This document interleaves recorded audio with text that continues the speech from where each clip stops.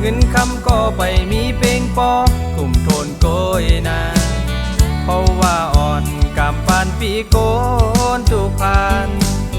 เหตุการณ์อ่อนหาเล่งต้องกว่าโกยด้วยขึ้นที่อยู่ใจเศร้าซ้ำเป็นห้องเฮินแก่เพราะว่าพี่ผ่านเมืองไทยมาอยู่สร้างเมืองเปินนำซื้อกินดินไหลซื้อเสาโกยแลตื่นว่าเหมือนเฮินจากใหญ่เปิน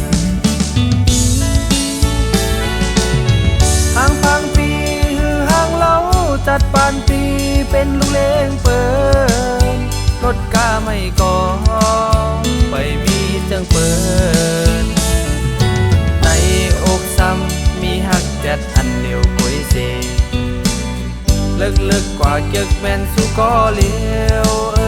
นางห่างเดียว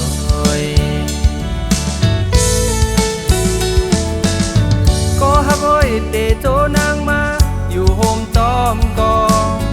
ใจขึ้นวนโกนางมาทุกหยับใจจอมปีไว้ในถึงอำหึงโกน้องขึ้นแนวพอวนสอนในใจใจอำลี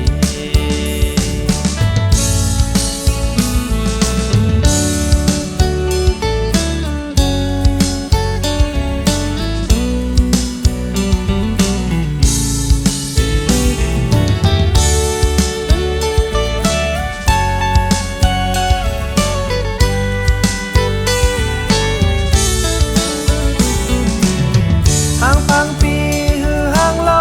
จัดปานปีเป็นลูกเลี้ยงเปินรถกาไม่ก่อไปมีจังเปินในอกซ้ำมีหักแดดอันเดียวกุยเซลึกกว่าเก็กแม่นสู้ก็เลี้ยวนางห่างเดียว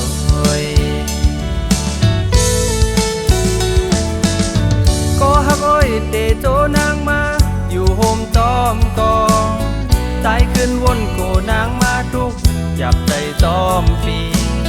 ไว้ในถึงอำหึงโกน้อง